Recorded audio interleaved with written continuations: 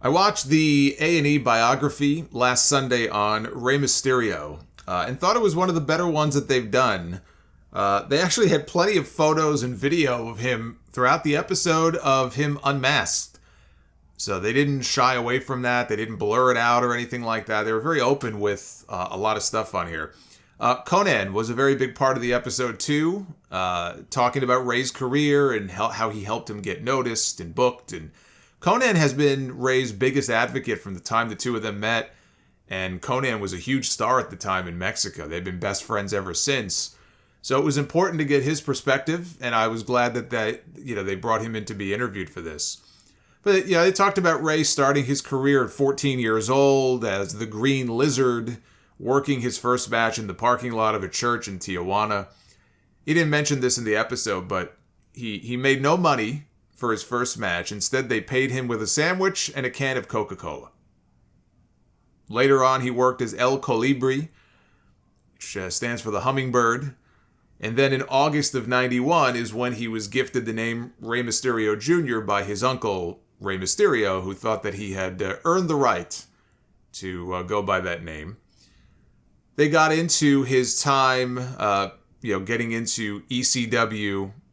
Paul Heyman, found out about him and connected with Conan and brought in not only Mysterio but Psychosis to ECW as well. That was around the fall of 95. And they became fan favorites. Paul Heyman said, my God, the way these guys got over, I want to get them booked for, the next date and the next date and the next date. And in this country, that's really how Rey got noticed, as a lot of guys did back then. Jericho, Dean Malenko, Eddie Guerrero. It was first through ECW under Paul Heyman, and then from there they went to WCW and then WWE. So that's really how they first got over here in the U.S., But then Conan, ended up getting into WCW, and so he was able to get Rey into WCW. And it was June of 1996 when he wrestled at the Great American Bash and opened a lot of eyes on that show. There were a lot of talents who were kind of making fun of him for being too small, and that it's a recurring theme throughout the episode, especially early in his career. He was small. He looked like a child, and it was something that he just had to overcome. When he was initially being booked in Mexico, the promoter wanted to book him as a mini, and they did. They booked him to work with the minis. So he had, a lot of obstacles to overcome because of his size, but he went out there, I think it might have been against Dean Malenko, and he had this great match and said that when he got to the back, everybody was giving him a standing ovation. That's how impressed they were by him. They did get into his friendship with Eddie Guerrero. They talked about their match at Halloween Havoc in 1997. They had Eric Bischoff as a talking head in this special. He didn't say anything overly stupid, as he said before. But he talked about wanting Rey to lose his mask. It was a mask versus title match for the Cruiserweight title at the Halloween Havoc. And Bischoff wanted Rey to lose. He wanted him to lose, and he would lose his mask. And now, of course, in hindsight, Bischoff says, well, I didn't fully appreciate how much that meant to Rey and the Luchadors and how important the mask was. And they even had old footage of Eddie Guerrero giving an interview, I think in 2004, talking about how I was more than happy to put Rey over that night instead, and Rey obviously was very upset. He didn't want to lose his mask. Now, I did a countdown on the podcast in 2019 of the best Rey Mysterio matches. All the clips are in a playlist on the YouTube channel. If you ever want to go back through them, you can go through them one by one. And I had this match at Halloween Havoc as the number one match in the countdown. This was Rey Mysterio's greatest match. And the story that they did not tell or fully flesh out in the episode is that about an hour before the match, Eddie Guerrero was still scheduled to go over. Up to an hour before they went out there, Eddie was still scheduled to win the match. There was a lot of drama going on behind the scenes. Rey did not want to lose his mask. Eric Bischoff had no respect for the tradition of the masks in Lucha Libre and what it meant to these guys. And Rey was talking to Conan. And Conan was telling him, don't go to the show. Don't even go to the building. Tell him you're hurt. Rey then gets a call from Eric Bischoff at home because he found out that Rey was talking about no showing or thinking about no showing. And Eric made it very clear to him that if you do not show up, you are going to be in breach of contract. And understandably, that freaked out Rey, and he figured, well, I guess I'm going to the show. So he gets there, and he's looking for Eric to talk to him. He's going to try to convince him, please don't take this mask off me. And he can't find Eric Bischoff. And 20 minutes before the match, Arn Anderson comes over, and he says, the finish has changed, you're going over. And so Eddie told Rey, look, we don't have to do the match if you don't want to. He was ready to, again, this is before they found out the finish got changed. Eddie was fully in support of Rey, and he said, look, we don't have to do this if you don't want to. I'm ready to back you up on this 100%. So then Rey finds out that the finish has been changed, and he goes to Eddie, what are we going to do? And we got to go out there in 20 minutes. And Eddie just tells him, just shut up and listen to me out there. And he did. And Eddie made him look like $1 million. And then Rey lost the title back to Eddie on Nitro 2 weeks later and didn't have to lose his mask this time. Although he did eventually lose it at the Super Bowl pay-per-view in '99, this time there was no getting out of it. That's when he took the mask off, and Kevin Nash is looking at him and going, oh, put the mask back on, put the mask back on. After the WWE bought out WCW in 2001, Bruce Pritchard and Jim Ross were interviewed for this as well, and they were explaining that there were no plans for Rey Mysterio. And JR kind of told him, look, spend time with your family. He may have been on a guaranteed deal where he was going to get paid anyway. He told him, just stay home with your family. And his wife, Angie, is also interviewed for this. And Angie talks about being pregnant at the time with their second child, with their daughter, Aaliyah. And Rey was very worried because he didn't think that Vince McMahon was going to want a small guy like him. And she started to talk about Rey, hating her, right? But her voice kind of trailed off. She didn't really want to talk about this. And off camera, you can hear Rey in the background telling her, just tell the truth. Tell the whole story. Be honest. He goes, I was a dick. And so she collects herself because she was starting to cry. She was getting very emotional. And she collects herself and she's trying to hold back tears. And she says that when she was pregnant with Aaliyah, Rey made her cry a lot and would call her fat and would call her all kinds of names. And Rey admits, he goes, I was a bad husband at the time. I was a bad husband. I was a bad father. I did things that I don't look back on fondly and I regret doing, and I'm embarrassed and ashamed.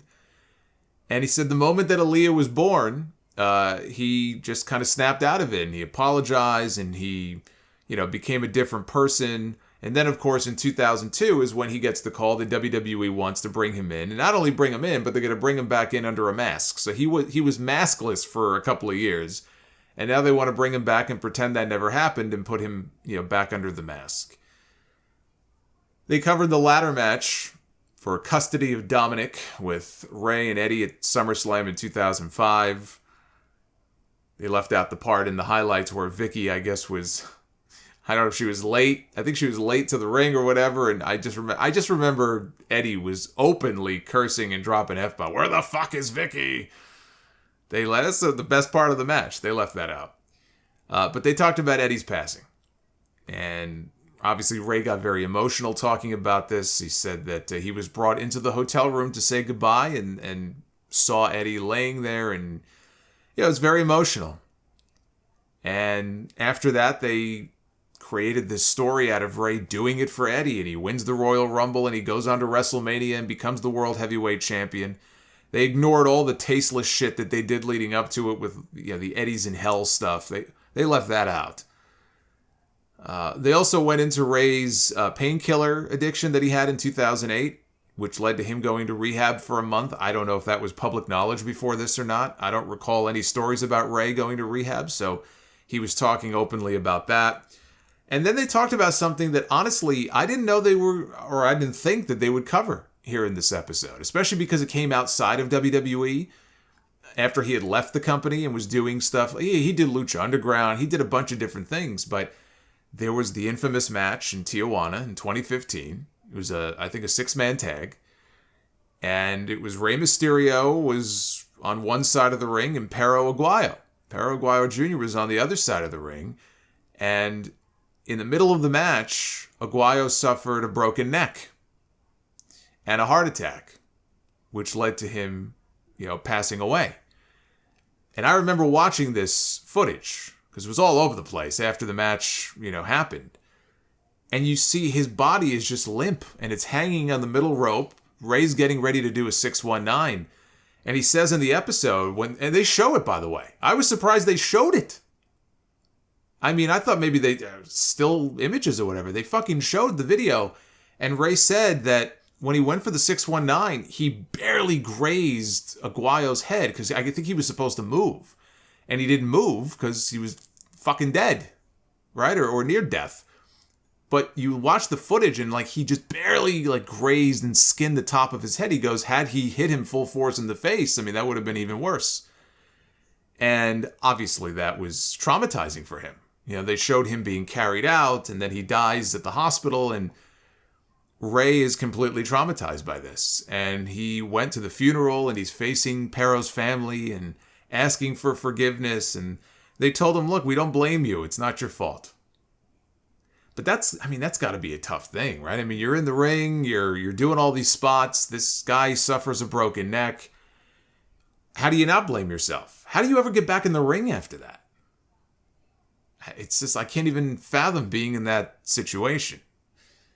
But he did come back, and they talked about the stem cell therapy. They showed him getting injected in the shoulders and the knees and everything. A lot of wrestlers, more and more wrestlers are doing the stem cell stuff. They're going down to Central America, South America. They have these bio labs down there that are doing these stem cell treatments, and Kevin Nash is one. They swear by it. It's short term. They have to keep going back for more, but it really is something that has helped Rey just stretch out the length of his career. I thought Rey was done around 2010-ish. He was having injury after injury. His body was breaking down, knee injuries. How can you not? The guy's been wrestling since 1989. He was 14 years old. Look at the style. I'm surprised he made it that long, right? And I'm thinking, okay, this is it. This is the end of Rey Mysterio. That was in 2010. It is 2022 going on 2023, and this guy is still going out there and moving around the way he is. It's incredible. If I'm one of these stem cell companies, this is my poster child right here. So they got into that as well. And I thought on the whole, again, a very good episode. They covered topics that I didn't think they would cover. Tonight is the final A&E biography. They're covering the first WrestleMania, so it's not a person. They're covering the first Mania. And the final Rivals episode is going to focus on the Stephanie McMahon-Brie Bella feud from 2014. I think I'll pass.